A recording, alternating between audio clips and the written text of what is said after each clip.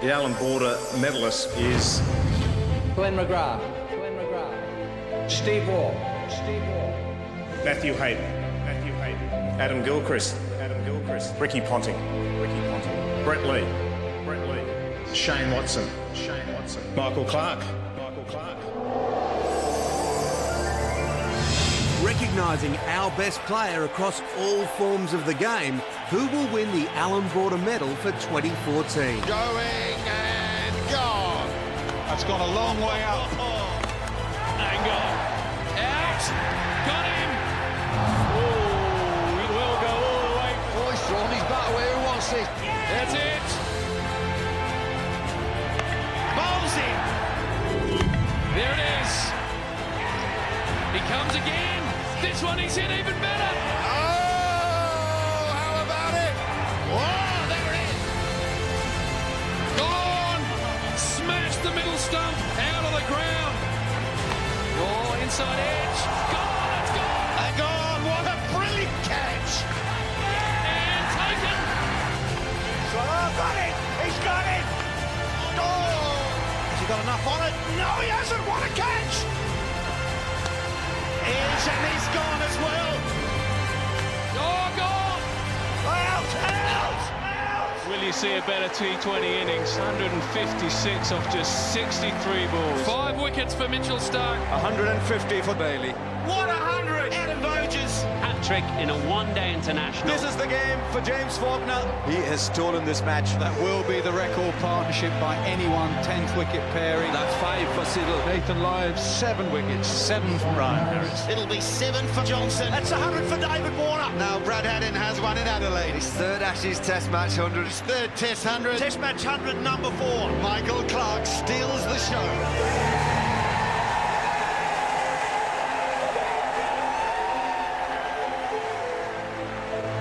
Good evening and welcome to the Allan Border Medal at Sydney's gorgeous Doltone House. It is cricket's night of nights, a chance for our stars to go all out. It's been a memorable season and there is a lot to celebrate. Just a word of warning, the Ashes after party will pale in comparison to what is in store for tonight. We're about to find out who will be Australia's Player of the Year in the Tests, the One-Day International and of course the 2020 arenas. But there is the big one itself. Who will be the Allan Border medalist for 2014? But before all that, the most competitive track is, of course, the red carpet. And joining me tonight is Channel 9's hot new fashion critic, Hamish Blake. Welcome. Thank you so much. No, you look beautiful. Thank you. Thanks so much. You know a lot about fashion. Obviously, you are very fashion forward. What's the forecast? Big time. Look, fashion, shoes, earrings, ponytails. These are all my deep, deep passions as well as cricket. What a summer it's been. God, there's so much stuff on the red carpet that I predicted and it has come true. Why don't we cross live now to me again on the red carpet?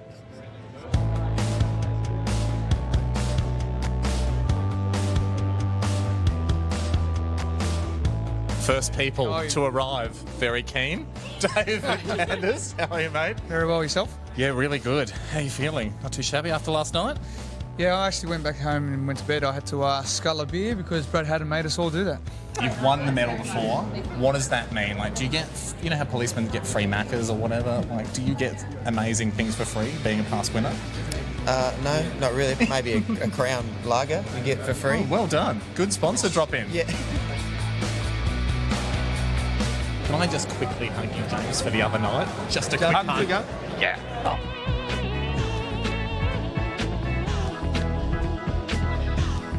If there's Coach of the Year, are you feeling confident about that? Right, well, good on you for bringing your brother. Cheers, mate. Glad to see someone rotting the system. You'll probably win 2020 Player of the Year. Are you on the voting panel?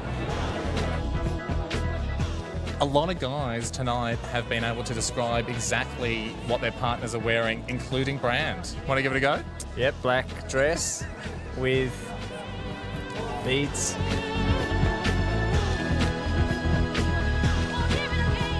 Would you do me the honour, Candace, of putting it on? Because, Dave, I just want you to know you've won the HP medal. Oh, thanks. Cheers. I don't know if it's going to fit.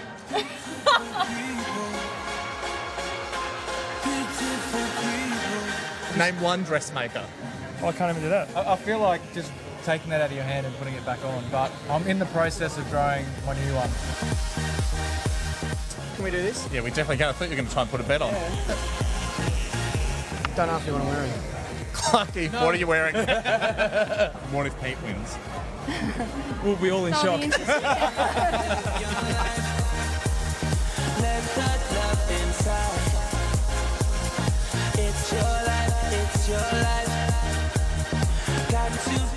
Our own Devil in Prada there, Hamish Blake. It is time to head inside with the always fashionable Mark Nicholas, and a reminder from our victorious Ashes squad that winning is always in style. They're 1 wicket away from regaining the Ashes. In the air, and that's it! That's it! After 4 long years, the most famous trophy in world cricket returns to Australia.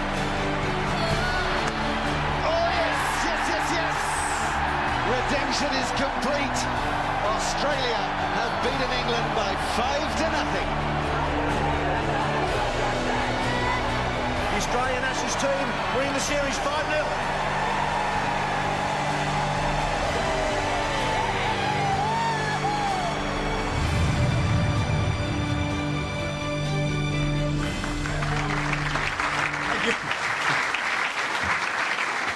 Memorable scenes that tell the story of an unforgettable summer. Ladies and gentlemen, welcome to the 15th Allan Border Medal, proudly supported by Crown Lager and Channel 9. Now, when a visitor arrives in Australia, there are certain things that dawn on him. They dawn pretty quick. Amongst them, the warmth of a good day, the coldness of a beer, the importance of the outdoor life, and the importance of sport in a competitive culture, with the desire there to prove its talents to the world. From this, the visitor soon understands, develops an ability to withstand disappointment and recover themselves from dark days. From that comes the legend of the Aussie battler. The cricket team matter in this country to the national identity, and it matters most when it beats England.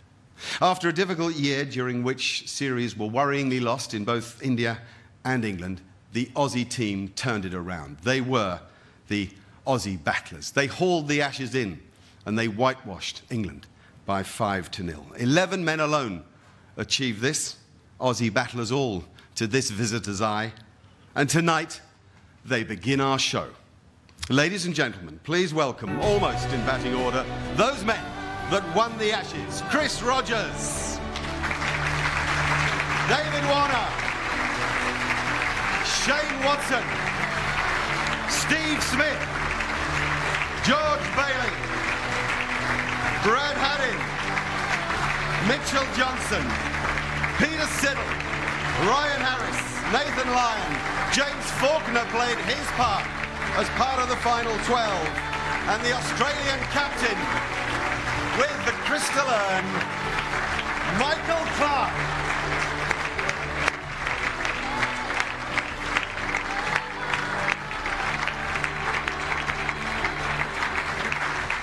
Look, there's only Sid's come properly dressed, look. Bow tie, old school bow tie. Yeah, you see, fantastic.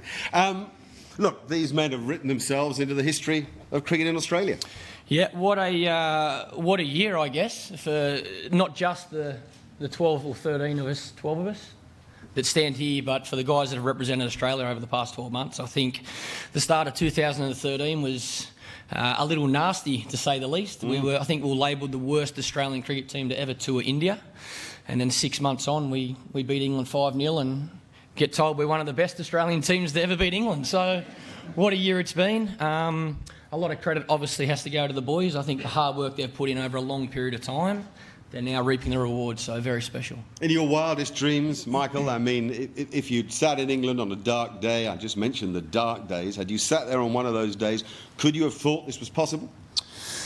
I don't think I gave myself the luxury of actually thinking we were ever going to win 3-0, 5-0. I don't think I allowed myself to do that. I think the plan was to try and win, obviously to win every game you play, but you're so focused on what's in front of you, you don't look beyond that. So our preparation led to the first test in Brisbane, and we were so focused on that.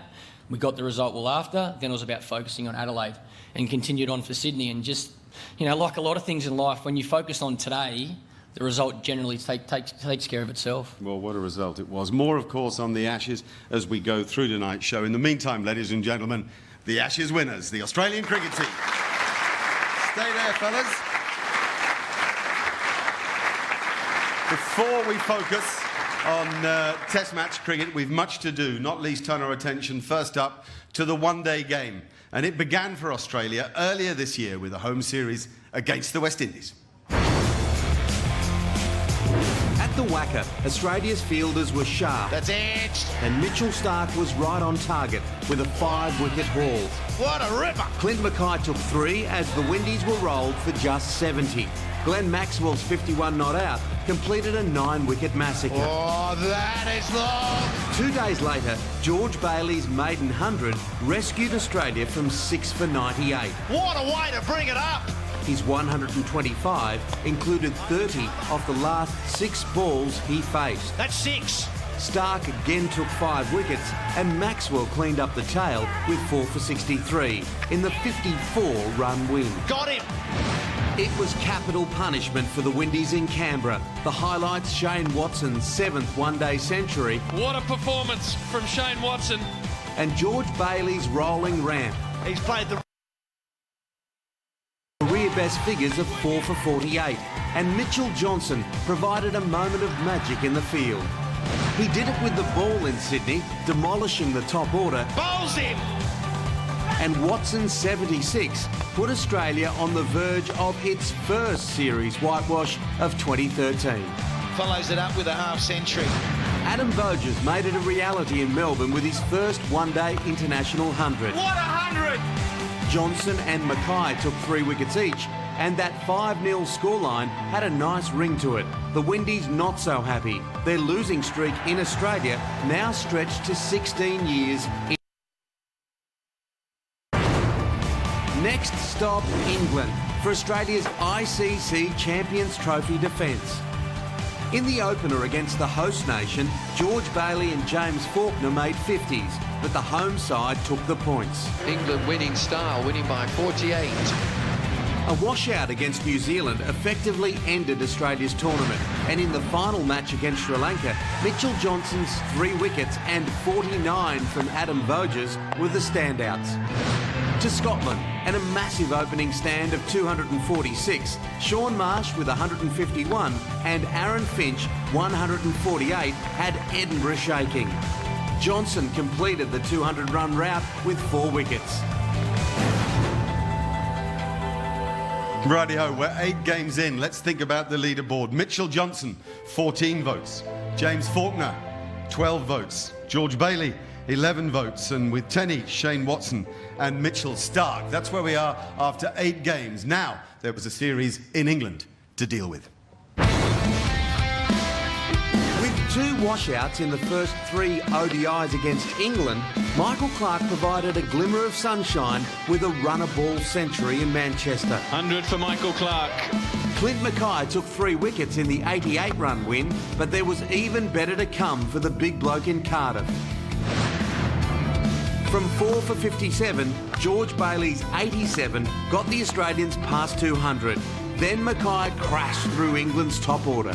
After dismissing Peterson and Trott, he had the chance to become just the 5th Australian to take an ODI hat-trick.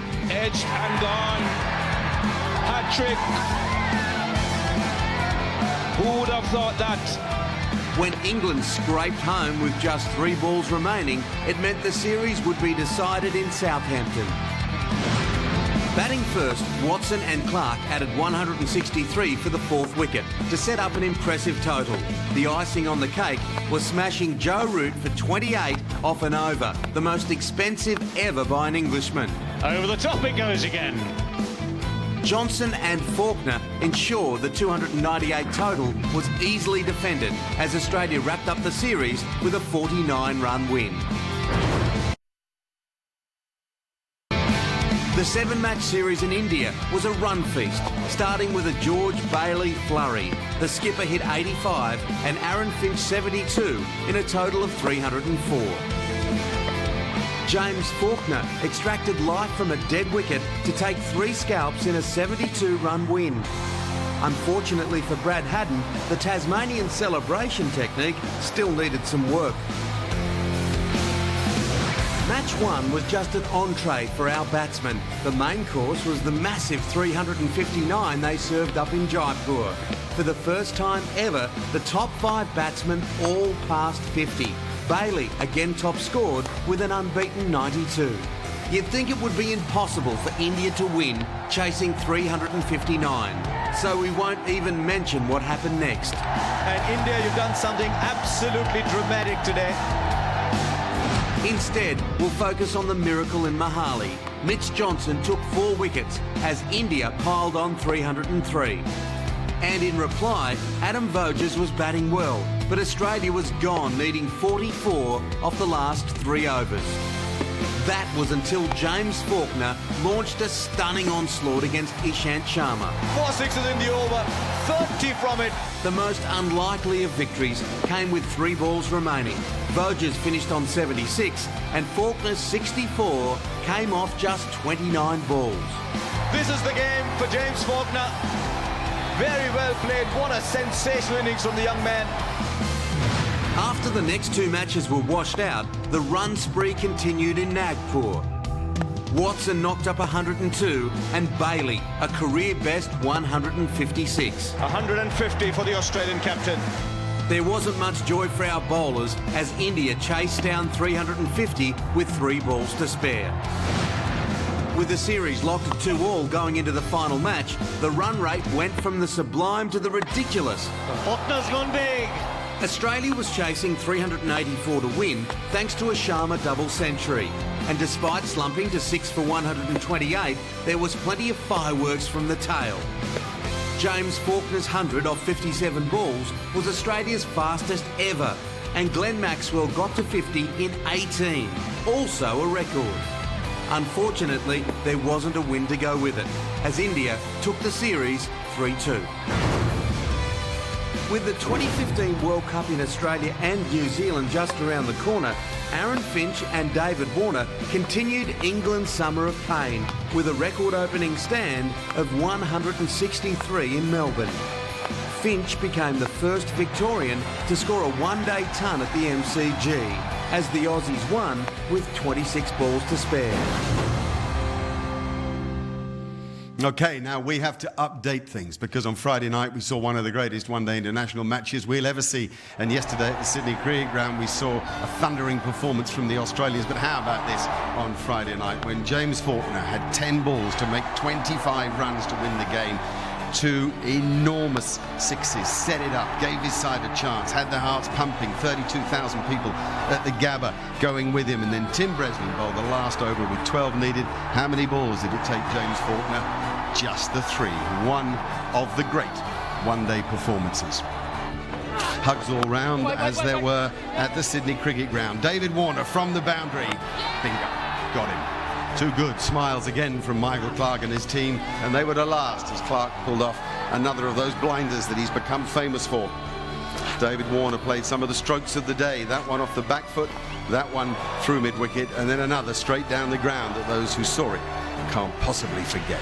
Brilliance from Warner, brilliance at the end from Haddin, and the job was done. The Carlton Mid ODI series sewn up by the Australians at the Sydney Cricket Ground yesterday. Brilliant cricket played by the Australians in the last few days. Now, to present tonight's One Day International Player of the Year award, a cricketer you all know, a commentator I think you love too, Ian Healy.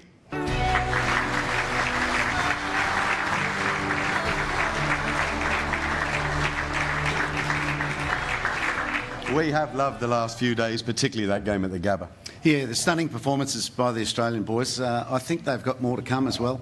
They're sitting nicely in the global rankings with a year to go with this World Cup here in Australia and New Zealand too. So big boost for the 50-over game too. Yep, it's going to be fantastic in a year's time here in Australia and New Zealand, February 14, I think. Yeah. Heels, I know you've got an envelope. Before you open it, we're going to build the suspense because the final 4 nominees for the One Day Player of the Year are James Faulkner, Mitchell Johnson, Shane Watson and George Bailey. Over to you, Heels. That's very good, Mark. The One-Day International Player of the Year is George Bailey.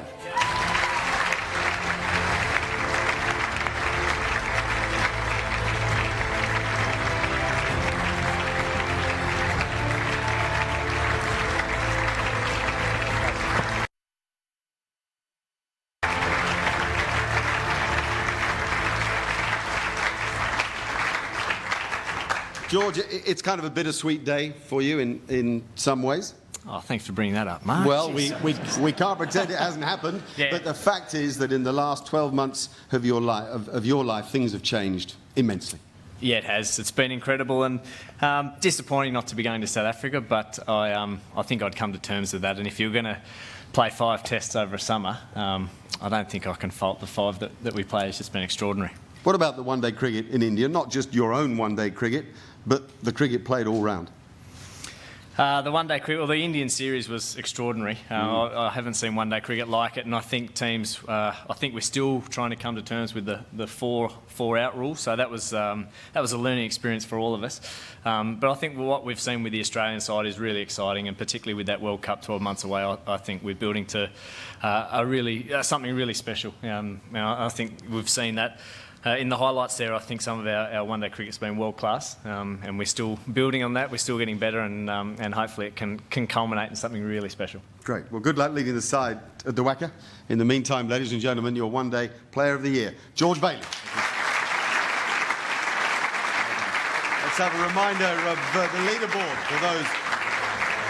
for those who'd like to see how it ended up. George Bailey with 38. James Faulkner 31, Mitch Johnson 24, Shane Watson 23 were top dogs. Now, not everything goes to plan in this game. This is Michael Clarke batting at Cardiff last English summer. Here we go. Top edge, hind leg, won't cut it off. 4. Lost the ball, haven't they? Gone in the tube. Come on in, come out the tube. If they're right. It's not in there. Is it at that end?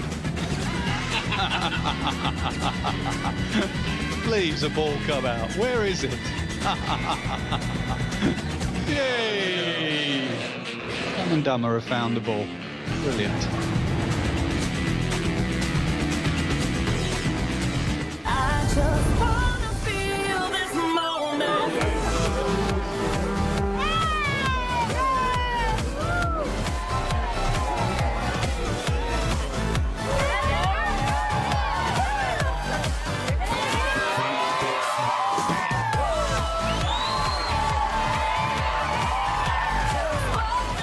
Oh, let's hear it for Chris Rogers. How good were those moves?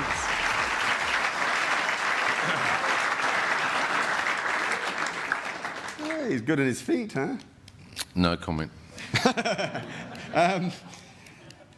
What an amazing few months for you. I mean, I'm just...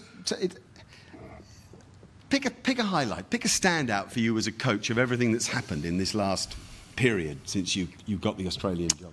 Oh, there's so many. The players have been obviously great, the support staff behind the scenes, but just the way they've played, the brand we want to play, it's been exciting for the fans alike, and I think everyone's enjoyed the way we've played. Obviously led well by the captain, but everyone's bought into what we're trying to do. So there's so many over the Test series and the one-day series. Can you tell us about this sense of humour you've brought to the dressing room? Everybody says you've lightened the mood. I think Brad Haddin used the word taking away the anxiety. How do you do that? We want them to have some fun and play, cricket and learn the game. And I think you've got to enjoy the game. It is a game, and there's people that come and watch on TV and obviously in the stands. So we've got to make sure we provide an environment for them to play well, and they enjoy watching us play. So the guys are great. They train as hard as I've ever seen, and they're learning the game each and every day. So that's important for us. Right. I won't ask you to tell the joke of the year. I know you've been telling one 3 times a test, but I think you should keep that under wraps. What is dear to your heart is the development of young players. You had a fantastic state career yourself. You believe in the system of grade cricket and the strong schools cricket here in Australia. And tonight you're going to be able to announce the Bradman Young Player of the Year for us. Thanks, Mark. The Bradman Young Cricketer of the Year is Jordan Silk.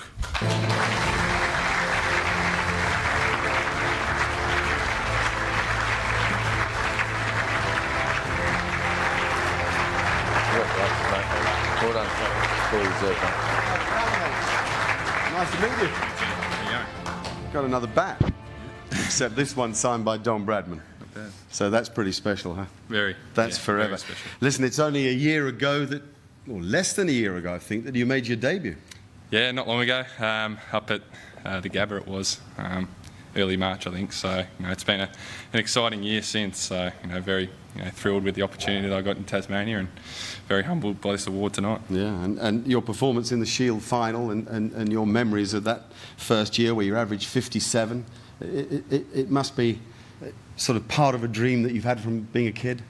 Yeah, definitely. I guess I never really expected it to happen so quickly. So I was thrilled. It took me a while to get that 100 too. So to get over the line in the end was a nice feeling. And some of the names that you followed: David Warner, who's sitting down there, Shane Watson down there, Philip Hughes. You've got to be a Test player next, haven't you? I hope so. I'll be trying my best anyway. So very humbled. Obviously the players that have won this previously. So they're quality players. So hopefully I can follow in their footsteps. Beautiful. Jordan, well done. Bradman, Young Cricketer of the Year. Well done, mate. Thank you very much.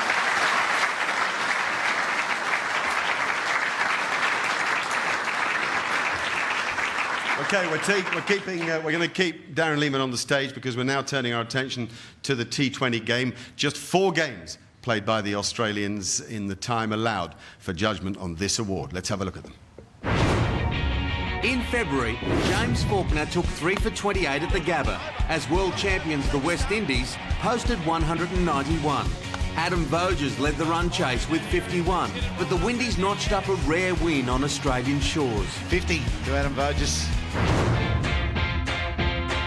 Next was the 2-match contest in England, and Aaron Finch rewrote the record books with his incredible innings of 156 off 63 balls at Southampton. Not only was it the highest ever score in a T20 international, it contained a world best 14 sixes, including one to bring up each 50. Brings up the 150 for Aaron Finch. Shane Watson chipped in with 37 off 16, and Australia's 6 for 248 was the highest T20 total between 2 Test-playing nations. Mitchell Johnson and Josh Hazlewood took 2 wickets each as the Aussies triumphed by 39 runs. Thin edge, yeah, gone. 2 days later at Durham, Fawad Ahmed made his second appearance for Australia, and the leg spinner impressed with 3 for 25.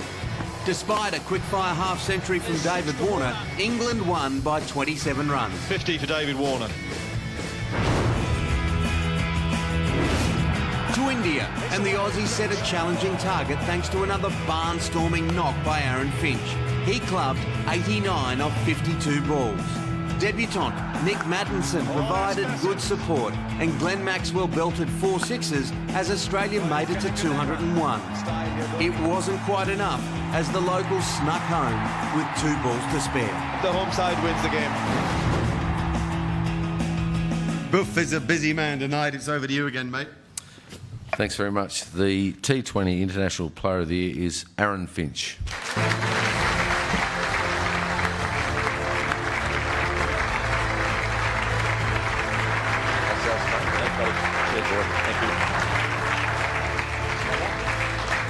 What is it about the one-day game? I mean, there are days when you look a different cricketer with a bat in your hand when you play the short form. Yeah, I don't know what it is. It's opening the batting is nice with Davey Warner. I mean, he takes a lot of the pressure off you, so you feel like you can just go out and try and give it a whack every now and then. You've played some strokes. I mean, one in Southampton where you kind of just back away the leg a bit and then you end up on one knee hitting it over square cover for 6. Do you plan those or they just happen? They just happen. I'm trying to just slog it, to be honest. There's not a real lot of method to it. I mean, in the first 6, you try and give it a whack, and then 2020 is such a great game for that. You can experiment a little bit more. You can explore, I suppose, a wider range of strokes, and every now and then it comes off, and it's a nice feeling. And other times you look like a goose. Well, I reckon that you live to entertain, and everybody loves you for that. Aaron Finch, ladies and gentlemen. Thanks, well done, mate. We have to have another look. He made, just a reminder, he made 156 off 63 balls, far and away the highest score ever made in a T20 international match. Have a look. First ball to Finch. Let me light up the sky. Go have the ball, mate. Light it up for The coach in the crowd. Back over his head, 50 for Finch. This is unbelievable hitting. That's gone a long way up. That's 6 more. Aaron Finch then on 99. Oh, yes, please, it will go all the way. What an innings from Aaron Finch. 13 sixes now, those records keep tumbling. Will you see a better T20 innings? 156 off just 63 balls. We've just seen something very, very special. What a night that he'll never forget. Extraordinary innings.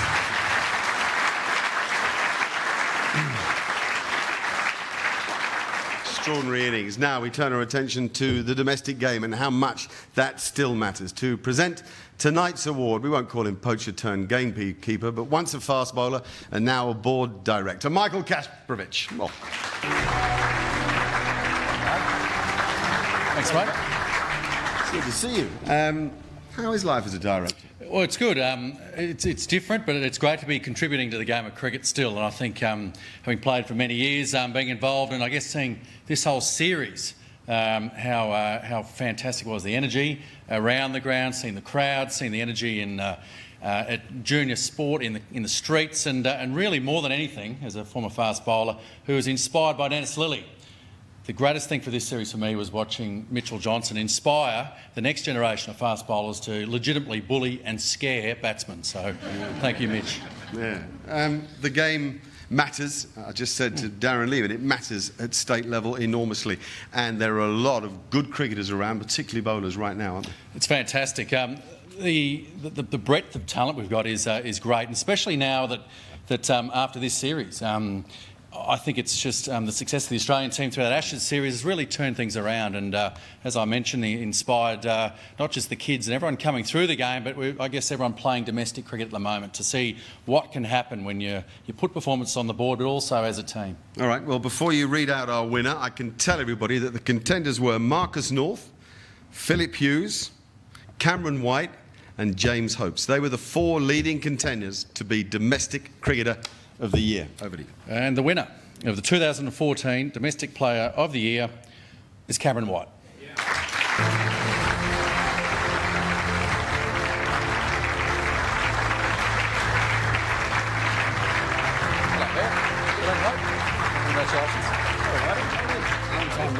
no, it's been a while. That's an interesting point Casper just made, actually. How do you feel that when you go around the States playing in the Shield and the Big Bash? Do you feel the Ashes rubs off on the guys? Oh yeah, I definitely feel an excitement throughout the competition, especially sitting back at home and in between games and waiting to bat. Watching the guys play on TV. So, and as Casper said, to watch someone like Mitch put genuine fear into the opposition, and for a domestic player, gives you good enjoyment sitting back, watching that as an Australian. What a Big Bash we've got this year too. I think it's going well. I think the teams are really competitive this year. Obviously the Stars are going okay at the moment as well. So yeah, it'd be nice if we can finish it off. But I think the competition as a whole is going really well. I think everyone's in a tournament that everyone enjoys. Beautiful. Congratulations on your award, Cameron White, ladies and gentlemen. Well done, mate. Still to come, who will join these great players in the Australian Cricket Hall of Fame? The prestigious Test Player of the Year takes a bow after 14 hectic matches against England and India. And the big one, the Allan Border medalist for 2014.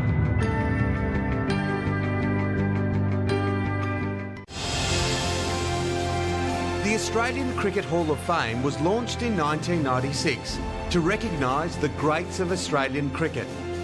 To be inducted, players must have been retired for at least 5 years and had a significant impact on how the game is played. Tonight, we add 2 more to this exclusive group.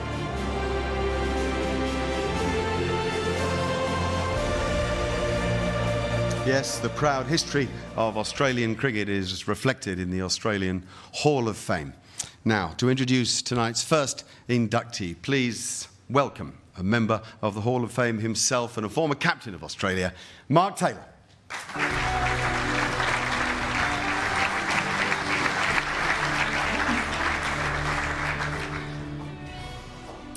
Ladies and gentlemen, thank you, Mark. I'm delighted to be standing here tonight, actually, to induct Mark Waugh into the Hall of Fame. Mark and I have been mates for 35 years, and we actually debuted together way back in October of 1985 for New South Wales against Tasmania at the old TCA ground in Hobart. And it was almost our first and last games for New South Wales, because the third day of that game was my 21st birthday. And as everyone should do, you've got to celebrate your 21st birthday. And Mark, myself and his brother, Stephen, went out, and we may have had one or two too many. The next morning, Mark and I, we were rooming together, I don't know why they put two debutants together, we slept in. And I got a phone call from the then coach of New South Wales cricket, Bob Simpson, saying, Mark, you better get you and your roommate down to the ground. We're starting warm-ups. Now, I thought I'd only been in bed for a few hours, so I told Simo to, well, I'll say shoot through, but it was a bit more colourful than that. Simo said to me, you better check your watch. After telling him to shoot through a few more times, I did check my watch, and it was 9:10 and we'd missed the bus. And Mark and I hurriedly raced down to the ground and got one of Bob Simpson's classic fielding drills, which went for about an hour if you're late to the team bus. And it's probably why we stood together at first and second slip for many years playing for Australia, because we got the Simo workout. The good news is that Simo forgave us, and he picked us in the Australian cricket teams in years to come. Since then, I've played with Mark and many a game for New South Wales and Australia. I've played against him when he played for Bankstown for a number of years, and I've watched him from the commentary box in the latter half, or the latter part of his career. His stats, well, they're superb, really, in all forms of the game. 128 test matches for Australia, 8,029 runs at 42, 20 hundreds in test match cricket, 59 wickets and 181 catches in those 128 tests. In one-day games, 244 one-days, 8,500 runs exactly at an average of 39, 18 one-day hundreds. So 38 hundreds in total for Australia in both forms of the game. Over 26,000 first-class runs for Australia, New South Wales, Essex, and probably a few other sides which I've forgotten about over his long career. Of those 3800s that Mark scored for Australia, there's a few I'd just like to touch on. Firstly, the one on debut at the Adelaide Oval in 1991, where he replaced his brother in the side. So it was a bittersweet match, I'm sure, for Mark. He made 138 in that game on debut. He came in at 4 for 104. We were in all sorts of trouble, and Mark, along with Greg Matthews, guided us to safer waters. In South Africa in 1997, probably one of his best hundreds, 116, in the second innings at Port Elizabeth, which guided us to victory in that match and a series win in South Africa in 97. And then I think probably the one that he's most famous for was his 126 at Sabina Park with Stephen, who made 200 that day, in 1995, where we wrestled back the Frank Worrell Trophy. In that game at Sabina Park in 1995, Mark was dismissed. Court Adams bowled Hooper, so bat pad to the part-time offie, after he'd seen off Ambrose, Walsh, Bishop, and I can't think, maybe one of the Benjamins, I think, was the fourth bowler. And we were all shocked when he got out. And it was typical Mark Waugh that when the challenge was over, when the job was done, Mark found a way of getting out. A lot of scribes said there was a softness, there was a laziness to his batting. Absolute rubbish. Mark got bored. Mark got bored if there wasn't a challenge. And once the challenge was over, he had to find a new challenge. There was no greater example of this when he got 137 at Edgbaston in 1993. Brilliant 100 at Edgbaston, and he was facing a good mate of his, Mark Eilert, who played for Essex for a number of years, and Junior knew him well. And Mark was flying him to all parts of the boundary. Well, after he hit another 4 off Mark Eilert, Graham Gooch, the captain, and Essex captain as well, ran down the pitch and grabbed Mark Eilert and wanted to make a big field change. And he moved Graham Thorpe from square leg to deep backward square leg, 5 metres in from the rope. Very next ball from Mark Allan was a half volley, outside leg stump. Junior picked it up in classical Mark Waugh fashion, flicking the back leg, throwing the hair back, as he did so well. And Graham Thorpe did not have to move. A deep backward square leg, straight down his throat, out. And we were all absolutely shocked. Mark came off the ground and we said, mate, terrific innings, 137. But what about your dismissal? What about Graham Thorpe down at deep backward square leg? Didn't you see him move? He said, oh, no. No, I saw him go there. We said, well, what about the shot? It was a half volley outside leg and you picked him out. He said, oh, I wanted to see if I could get over his head. So that's how Mark played the game. The challenge was over for him. He needed something different.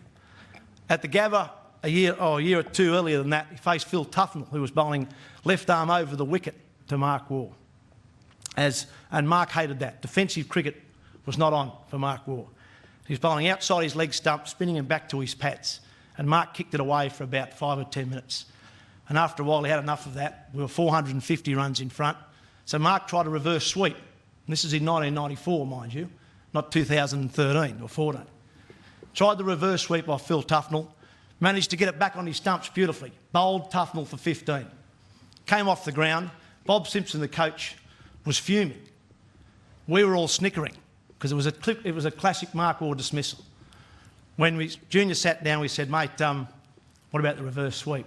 And he said, oh, bloody Tufnell, boring, defensive bowling outside my leg stump.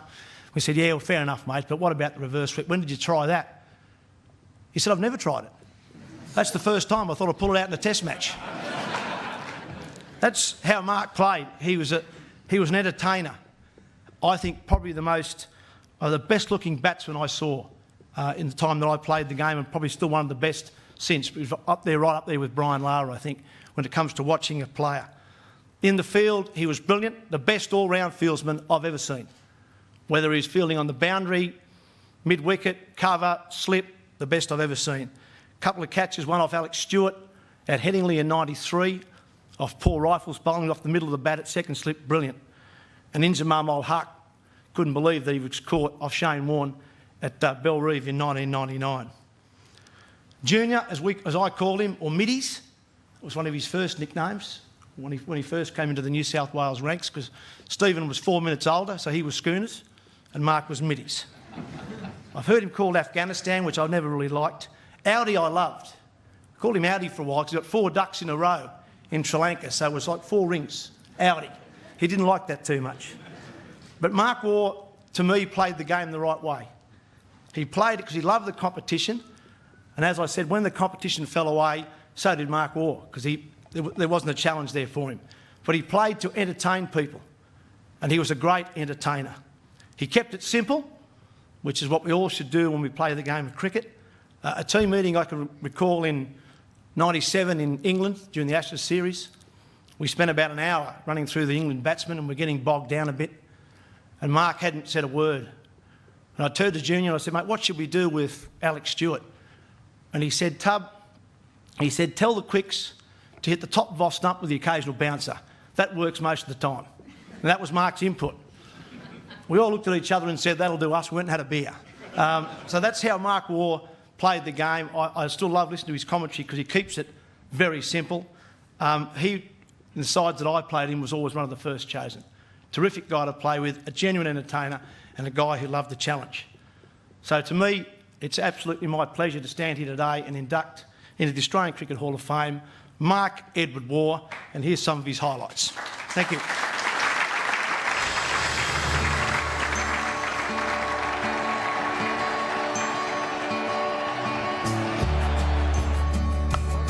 I mean, Mark Waugh was the best. He was probably my favourite cricketer of my time of watching. You know, whether he was in the field, whether it was slips, he is a legend.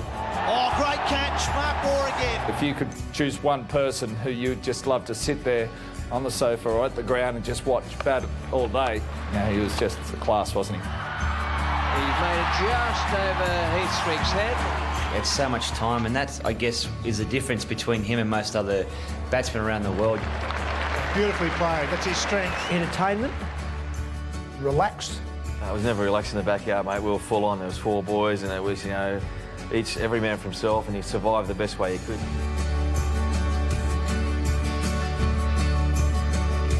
knew his game really well when he got picked for Australia because he had to wait. I think he scored 10,000 runs and waited 4 or 5 years, so he was ready to play Test cricket. 100 on debut. What a magnificent innings it's been. Typical Mark Waugh. I don't remember much of his debut century because he made batting look so easy. We finished that night, we walked out of the rooms. I was behind Allan Border, Mark Waugh, Bob Simpson. I said to him, Junior, you're probably asking, how long's this Test cricket been going on? And his first answer was, I should have been picked 2 years ago. And the look on Bob Simpson's face was priceless. After Mark's debut 100 at the Adelaide Oval, the next tour the Australian team had was to the West Indies in '91. And Mark Waugh has become the first Australian ever to hit a Test century on this round. That was a pretty proud moment in Trinidad where we actually walked out and played a Test match for Australia after all those years in the backyard. So it was a fearsome pace attack. He wasn't afraid to back away at times and hit them over backward point or over the slips. I think he averaged over 60 in that series. He was one of those guys, it didn't matter if he was playing a grade game at Bankstown Oval or playing a Test match at Lord's. Mark had played the same. And I remember rooming with him before the Lord's Test match in '93, and I had a sleepless night. I was up and down going to the toilet. He could hear me tossing and turning, and his bed was only a couple of metres away, and he kept saying, for goodness sakes, lads, it's just another game of cricket. He'd almost be asleep waiting to bat, and then all of a sudden there'd be an appeal, and he'd wander out and bat. I get a lot more ducks than any other batsman. I don't know what, well, I know why, because I'm half asleep. He'd see the game as something to be absolutely enjoyed and to have a bit of fun with it. And he'd try to reverse sweep off Phil Tufnell at the Gabba. They tried the reverse sweep. That's not quite the shot to be playing. Came in, looked at the TV, watched it and went, how did that bowl me? Never practiced one of them. I don't know how that bowled me. So I was like, he just couldn't believe he'd missed something like that, but very rare. Well, as a one-day batsman, he had all the skills, as everyone knows. He's got the ability to keep the ball along the ground. He can go over the top. He can attack fast men and then spinners. Whenever Australia really needed runs and someone to make a big 100 when we needed it, but I'm sure nearly every time he got 100, Australia won. Mark Waugh brings up his 18th Test match 100. Probably his greatest skill as a fieldsman was his intuition and sense that something was about to happen. Catch again, Mark Waugh. What a catch! Let's go! What a catch! Oh, it's got him! What a catch! Gave you a lot of confidence as a bowler. You know, he caught, I think, 99% of the balls that come anywhere near him. He's the best all-round fieldsman in Test cricket at the moment. Probably the biggest moment of our careers against the toughest opposition when it counted the most. I guess there we were, you know, from the backyard of Penania into batting at Sabina Park against the best attack in the world and, you know, beating probably the best side in the world. So it was a pretty incredible journey. I think if you had to go and sit and pay to watch money, it would be like Mark Waugh's batting, you're not leaving your seat.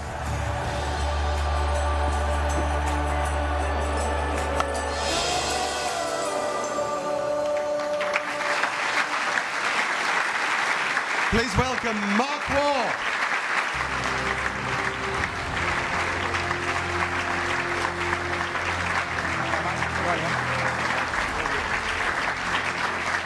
I think I need a few tips off the boys in that reverse sweep. That was an absolute shocker. I'm glad I'm not commentating on myself because I would give myself a pay for that one.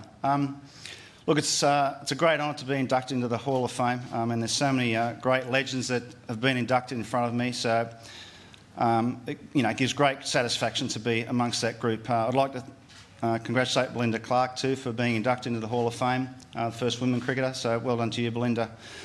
There's a few people I need to thank, of course. First of all, I need to thank my coaches way back from the junior days, Penania East Hills out in the west of Sydney. So Neil Doherty and Allan Doherty, my coaches then. I've got to thank them for starting me off. I was pretty ordinary when I started. I think I got a duck in my first game, actually in under 10, so it wasn't a great start. So thanks to them. Then, of course, Bankstown District Cricket Club in the western suburbs again.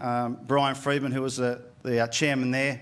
And it was a very professional club, so they taught me how to play cricket right from Green Shield through to first grade. That was excellent facilities as well, a very professional club, so I've got to thank them. The players I play with, fellow players, they made me look pretty good at times, I must admit. Glenn McGrath, Shane Warne, and a lot of the batsmen at the other end. Actually, Tubby, you made me look good batting with you at the other end. And that didn't hurt you either, sleeping. You got to be Australian captain. I got shunted down the line from that morning. So Fellow players, so obviously I've got to thank them. And last but not least, my family, my mum and dad. Obviously, mum and dad are here tonight. Well, mum put the food on the table. You had to be pretty quick to get in and get your share of food with 3 brothers. And dad, of course, as well. He worked hard. They introduced me to sport and tennis and cricket and soccer, and their encouragement was, was vital in those early days.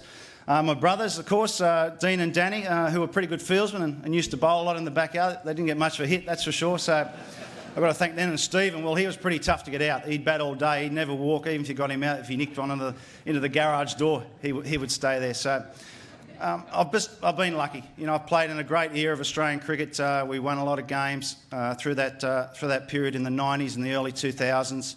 And guys like Mark Taylor, who captained me, it was a really good time to play cricket. So, and I'd like to congratulate the current team.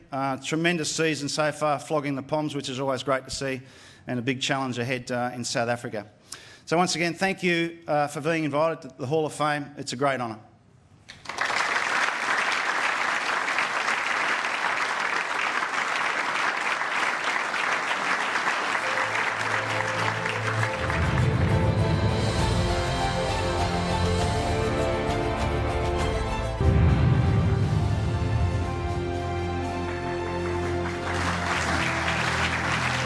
Welcome back to the 2014 Allan Border Medal. We're midway through the segment that is the Hall of Fame. We've just seen Mark Waugh, one of Australia's best ever players, inducted. Now, here's a very, very important person too, someone who's made a difference to Australian cricket in so many ways. To induct her tonight, please welcome the incomparable Greg Chappell. Hi, Mark. Thank you, mate. It gives me great pleasure to be the person that introduces and inducts Belinda Clark into the Australian Cricket Hall of Fame. There can't be anybody that's had a greater impact on women's cricket than Belinda Clark. In a 14-year career spanning from 91 to 2005, she made over 5,000 runs, basically in 2 formats at an average of around 45. She changed the way that women played cricket. She was a classical batsman, but one who hit the ball harder than anyone else had hit the ball before. She ran between wickets like nobody had ever run between wickets before, and she fielded better than anybody else in the game. Her commitment to preparation, her professional approach to the game belied the fact that it was very much still a pastime for women cricketers. She's inspired generations of women and girls to want to play the game of cricket. Despite the fact that she was very professional, very determined, she also had a streak of humour. She was one of the pranksters in the group. There was one story that I heard how she stuffed herself into one of the players' cricket kits just to surprise that player when she came and opened the bag. I bet she did. Belinda's still a very determined person and still very involved in cricket.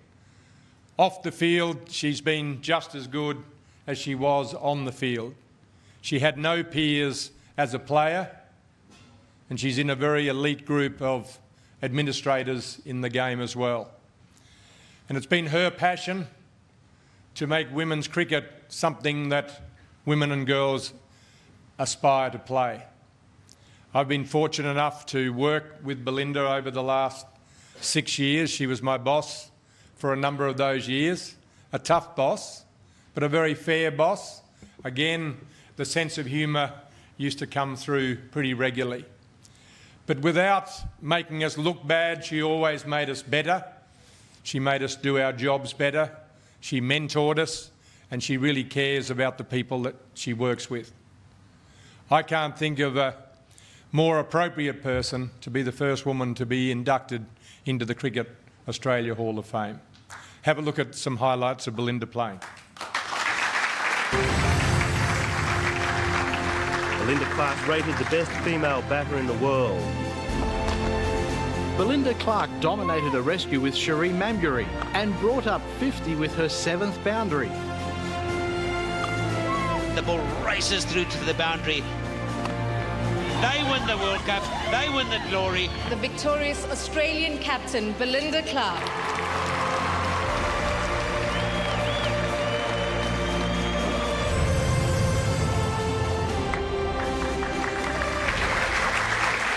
Please welcome into the Australian Hall of Fame, Belinda Clark. Congratulations, BC. Well done.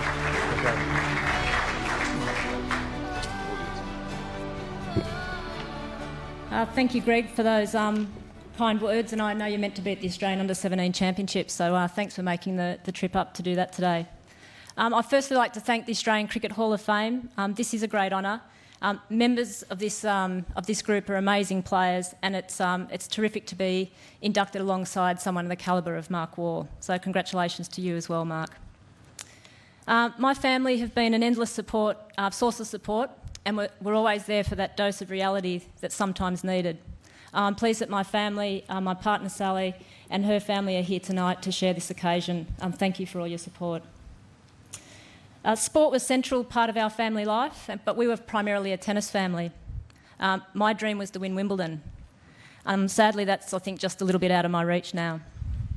But my parents' dream was that we were active, we were good sports, which meant being able to lose. And to be honest, the losing with grace bit took a little bit for me to learn. In essence, we were encouraged to play any sport, and it was this support that was critical in me ending up as a cricketer. I'm sure you all got your backyard stories, but for me, playing in the backyard was ferocious and unforgiving. As a third child, I batted down the order, only to face a barrage of bounces at 10 metres in the fading light. But luckily, neighbours, Macca and Troy, kindly introduced me to street cricket, and it was the taped tennis ball and the thin bat that they allowed me to play. Again, there was no favours offered and none given. And I know that these childhood experiences would be shared with many of you across the room. Looking back, I feel very fortunate that I've stumbled across and fell into a cricket pathway. I was rapt to find that we had a girls' cricket team at high school, and I didn't play my first real game until I was 13 years old. The regular thumping of the tennis ball against the house was replaced by a cricket ball, which is a tad harsher on the brickwork.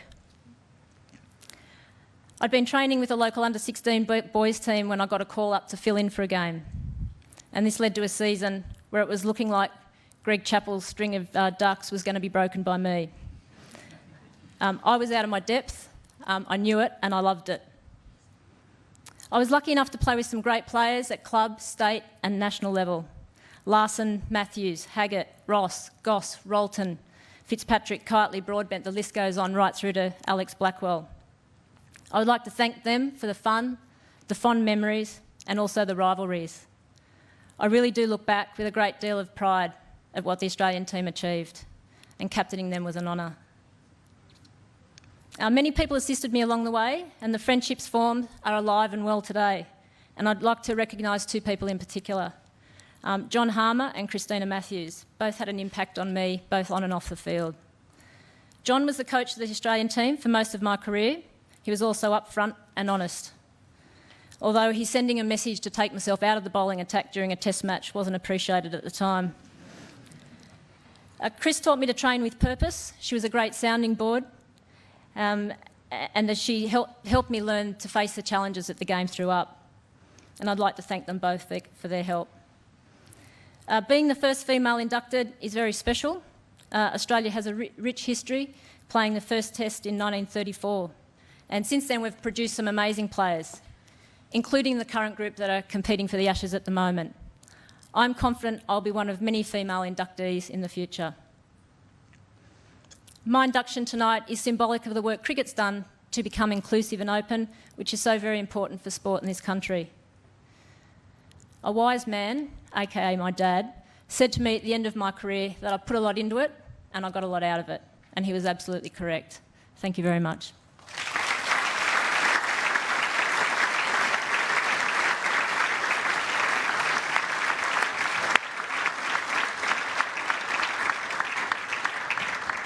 Belinda, you've got to stay for a minute because you're going to help us with the award that's now named after you, the Belinda Clark Award, the Women's Player of the Year, of course.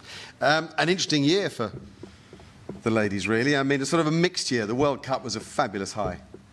Yeah, it was, and they've got a battle on their hands now. So a harsh series in England that they will be disappointed in, and they've got to win every game from now on in to reclaim the Ashes. You touched on the impact of women's cricket worldwide. Are you pleased with the message that's going out there now? Is there enough profile for the women's game? Oh, there can always be more, but I think having the T20 contests in particular on the television's been terrific. And if I understood that when I was 12 and 13, that there was television coverage of women, both men's and women's cricket, it would have been a different story. I would have picked up a bat a lot earlier than I did. All right, let's stand here and enjoy a World Cup moment.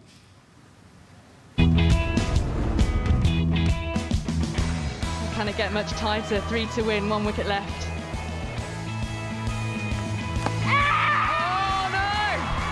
Look at that! And Australia have won by the slimmest of margins in dramatic fashion. Should be gone. It's a marvellous catch. Lisa Sthalekar epitomises this Australian side. Australia are the 2013 Women's World Cup champions.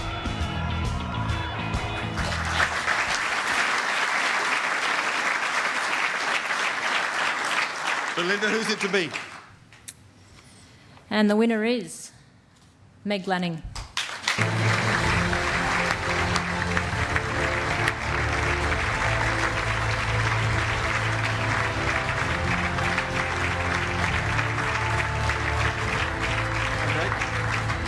Well done. Congratulations.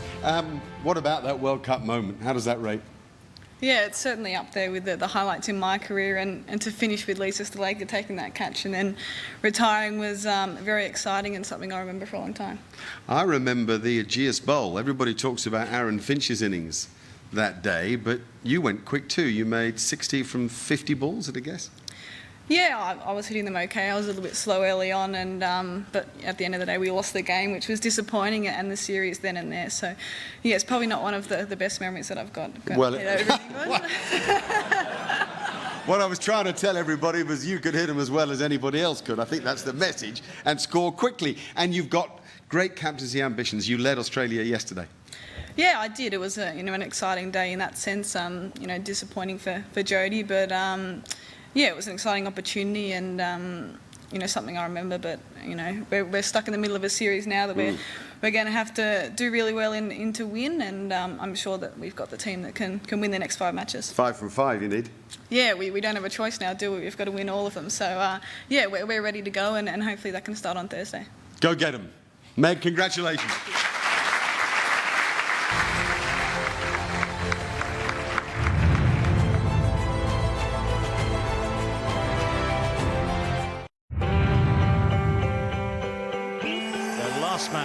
Man on Test match debut is at the crease. Ashton Agar, pressure is on. Take 4. That's a good shot. This is not stroke play of a number 11. These are good cricket shots. Cracking shot. Goes all the way. Look at Alistair Cook. Look the shot. That'll be his 50. Well played, young man. 6 more, please. That will be the record partnership by anyone, 10th wicket pairing. What a shot that is. Nervous 90s. Gone for it. Hit it straight to the man at deep mid-wicket. He's got a smile on his face, so you should have. Standing ovation all around the ground. But you've seen something very remarkable. Ashton Agar, ladies and gentlemen. Who could forget that innings at Trent Bridge when he proved the age of romance was not dead? Ashton is with us in the room tonight, and we hope that we see him again in Test match cricket. Great that you're part of the evening. Now, we turn our attention to the Test Player of the Year, and of course, after that, we anoint the Allan Border medalist for 2014. The Test Player of the Year, well, we'll begin our survey a while back. Remember India? The 4-test Border Gavaskar series began in Chennai with a Michael Clark century. And a magnificent 100 from Michael Clark. His 6th against India. Other highlights included a fighting double of 68 and 81 not out from debutant Moses Henriquez. Very, very good hit. And a gallant 5-wicket haul from James Pattinson. That's gone right through. The result, however, would be the first of 4 straight losses. Clark's form continued in Hyderabad with 91, while Matthew Wade also passed 50. In his test debut, Glenn Maxwell picked up 4 wickets in India's first innings. What a catch. In Mohali, a great team effort helped Australia to 408 batting first. Ed Cowan and David Warner got things going with a century opening stand. Steve Smith celebrated his return with a fine 92. Shot. And at number 9, Mitchell Starc was a revelation. The big fast bowler hit 14 fours and all of a sudden found himself on 99. It's a take-home. He will go for 99. Best with the ball was Peter Siddle, whose first innings of 5 for 71 kept Australia in the game. In Delhi, it was Siddle's batting that caught the eye. Excellent half-century here for Peter Siddle. In a low-scoring match, he became the first number 9 in history to score a 50 in each innings. Nathan Lyon was brilliant with the ball, taking 7 for 94 and 9 for the match. That's molded. After all the hype, the Ashes finally got underway at Trent Bridge, and it was worth the wait. Siddle's 5 wickets restricted England to 215, but in reply, the Aussies were reeling at 9 for 117. 19-year-old debutant Ashton Agar came to the crease as cool as a cucumber, and together with Phil Hughes, added a world record 163 for the 10th wicket. That'll be his 50. His 98 was the highest ever Test score by a number 11. Gone for it. It is straight to the man at deep mid-wicket. Can you believe it? In the second innings, it was Brad Haddin and James Pattinson who wagged the tail. 65 for the last wicket took them to within 14 agonising runs of an historic victory. England have won the match. The recalled Ryan Harris got his name on the honour board at Lord's with 5 English first innings wickets. Edged again this time gone. Our only batsmen to pass 50 were Usman Khawaja and Michael Clark. It was a different story at Old Trafford as Australia piled on 527 in their first dig. A century for Michael Clark. Clark's 187 was well supported by 50s from Rogers, Smith, Haddin and Starc. But rain prevented an almost certain victory and the Ashes were gone. Although England won the 4th Test, there were more promising signs for Australia.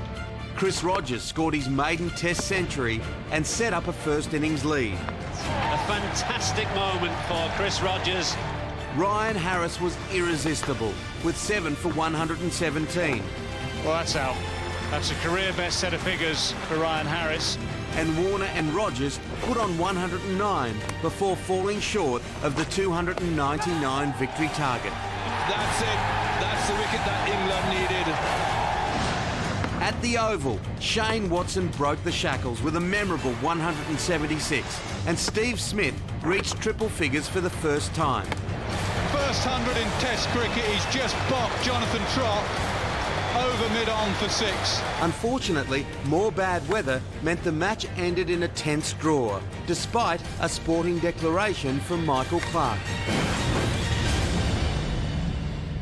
So 9 matches gone, still players were performing even if the team was struggling. Let's have a look at the leaderboard after 9 games. Michael Clark, 18 votes. Peter Siddle, 17 votes. Ryan Harris, 11. Chris Rogers, 9. Nathan Lyon, Steve Smith, Shane Watson, all had 8. It was very, very tight, particularly at the top. And England were arriving at the Gabba. Australia didn't have to wait long for Ashes revenge. At the Gabba, a great lower order revival set the tone for the summer. Oh, he's cracked that. Brad Haddin's 94 and Mitchell Johnson's 64 gave them something to bowl at. and the thunderbolts from the rejuvenated Johnson left England shattered. Root is out of there. 9 wickets earned Mitchell man of the match. And centuries to David Warner and Michael Clarke, and the 381-run demolition was complete. England's nightmare continued in Adelaide, with Clarke and Haddon notching up hundreds, and even Ryan Harris added pain for the tourists, with a quick-fire 50 in a total of 570.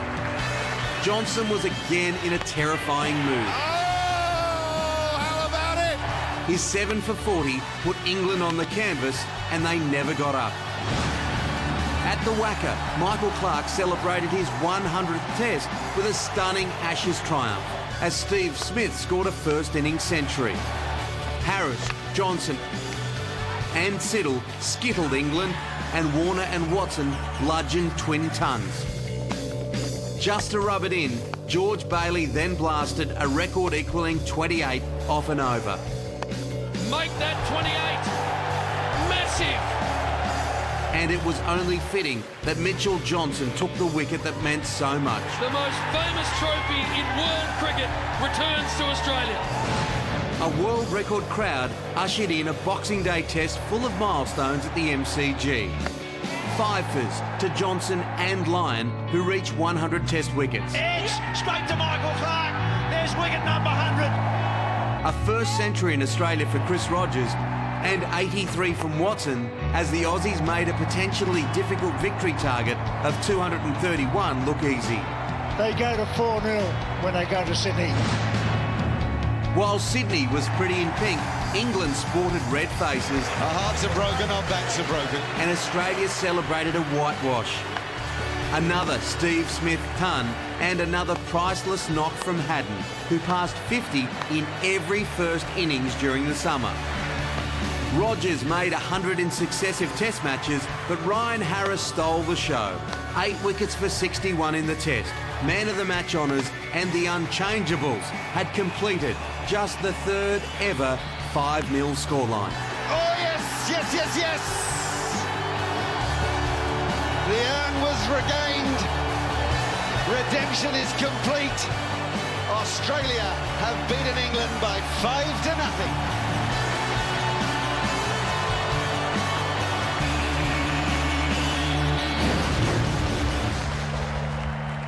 Ashes hero goal. And there it is, the crystal urn. And to present the Test Player of the Year, an Ashes hero himself, one of the game's greatest ever all-round cricketers, and the favourite son of New South Wales, of course, Allan Davidson.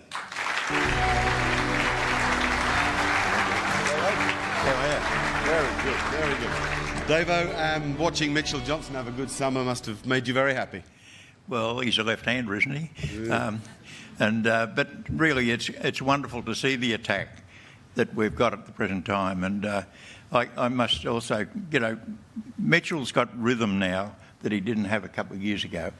And I think the fact he's lengthened his run-up, he's got this rhythm which is going and giving him accuracy and everything else, and certainly hostility. Ryan Harris, his performance this year has been sensational.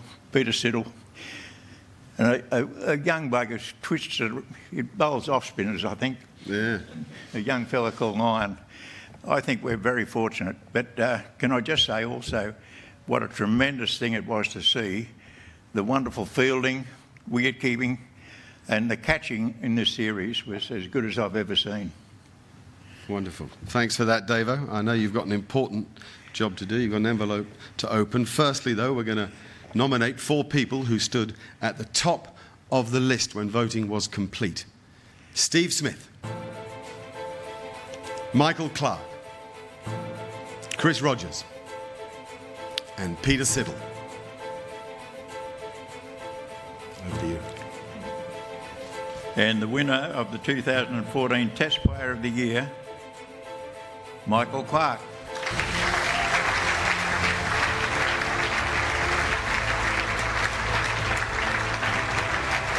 Another Westie. Thank you, mate. Well done. Another proud one too. Yeah, Thanks, mate. Thank you very much. Well played.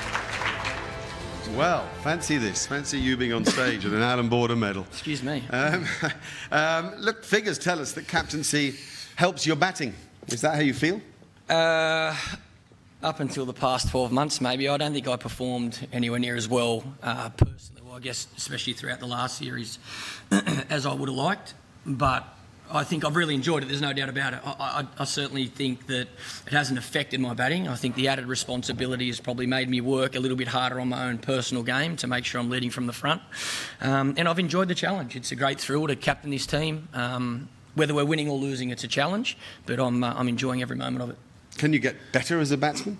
Oh, there's no doubt about it. Like I said, I think my most recent series was nowhere near as good as I would have liked. I think my game needs a lot of improvement. I'm continually working on my defence. I think that's the area of my game I've got to continue to work on, but I'm enjoying that challenge. And what about Dovo's point about your attack?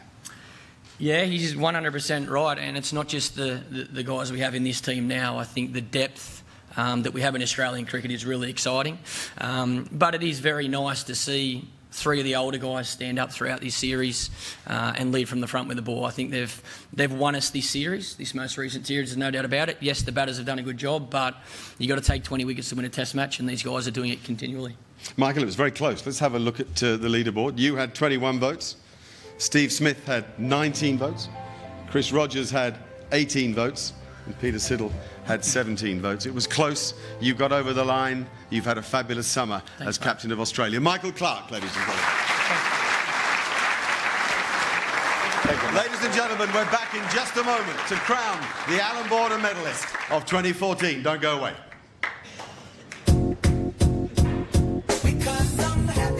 It's actually caught his jumper. Hello. Look at this. Look at this. Oh no, Billy's gone over. He's jumped to get shadows. No, it's the wind. It's the wind. He's nowhere near it. We've won 1, we've won 2, we've 3, we've won 4, and guess what?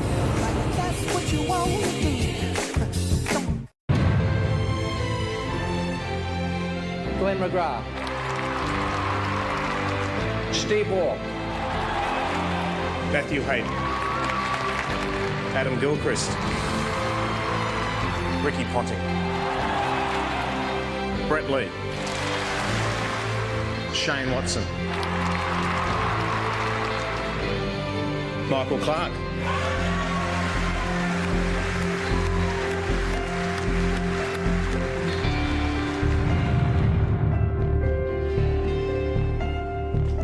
We've reached the climax of the night, ladies and gentlemen. Please welcome to the stage the man who we named it after, Allan Border.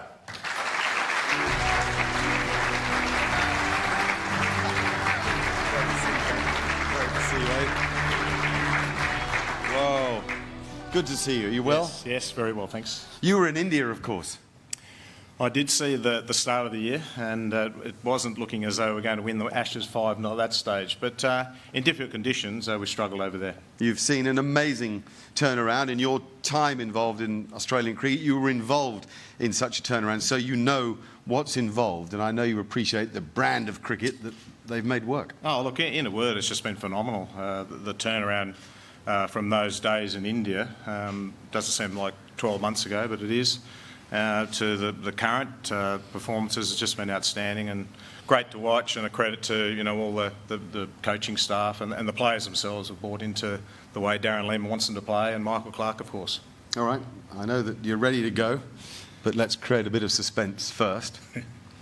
Because in no particular order, the final 4 nominees for the Allan Border Medalist of 2014 were James Faulkner, Michael Clarke, Shane Watson, and Mitchell Johnson.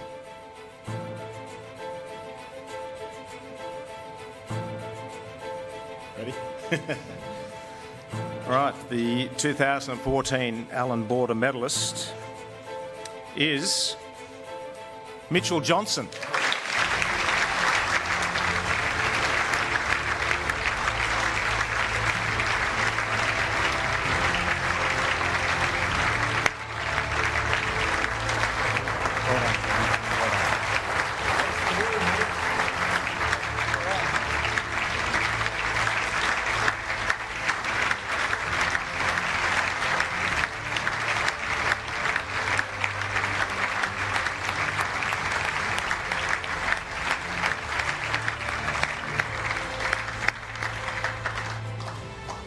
think you're a popular win. Seems that way, yeah. Thank you. It's been an amazing journey, hasn't it? Yeah, it has been an amazing journey, and it's coming back from injury, having a lot of doubters out there, but I just knew in my own heart that if I had that opportunity again, that I could make the most of it. Is there anybody that you'd like to thank specifically for what's happened, for the big change in your life and your career? Oh, there's been many. I think my wife, big thanks to her for being so positive through all the tough times, and she's been very special and big help throughout my career so far. So I'd like to thank her, my teammates. Without them, I wouldn't be standing up here today.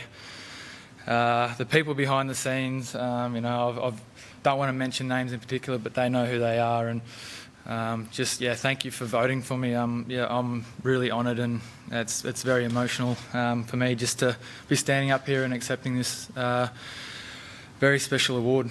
It is quite a team you're playing, isn't it?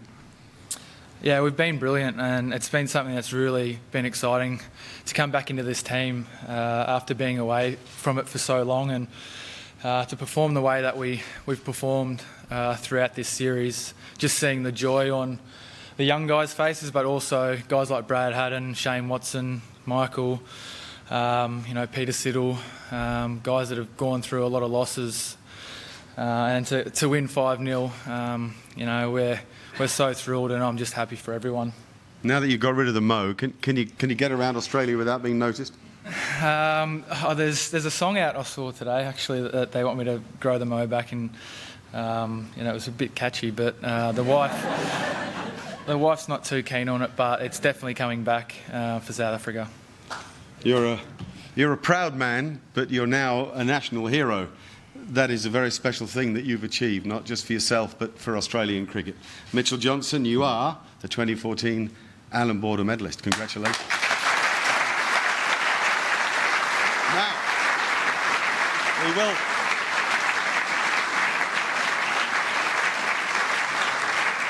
Before we pour ourselves a Crown Lager, let's have a look at how it finished, because Mitch got there with 168 votes. Michael Clarke, 156 votes. James Faulkner with a magical late run, 121 votes. And Shane Watson, 119 votes. Fantastic performance. It's time for a beer, AB. This is the moment of the night that you most enjoy. Ladies and gentlemen, you'll all have a beer in a minute. On behalf of everybody who's been part of tonight, we thank you for being a part of it. We're going to make a toast. That's just a couple of us on stage. As we say goodnight to you, we say cheers to Mitchell Johnson. Mitchell Johnson. Well done, mate. Well deserved. Well deserved.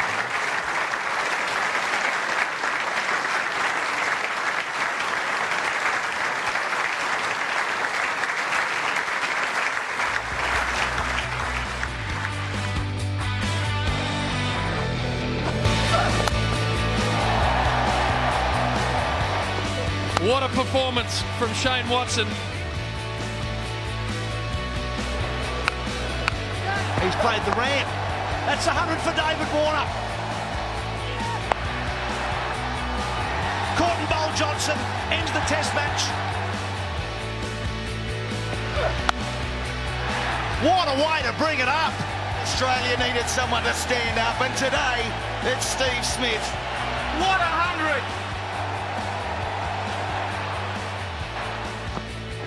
Oh, got him, bowled him.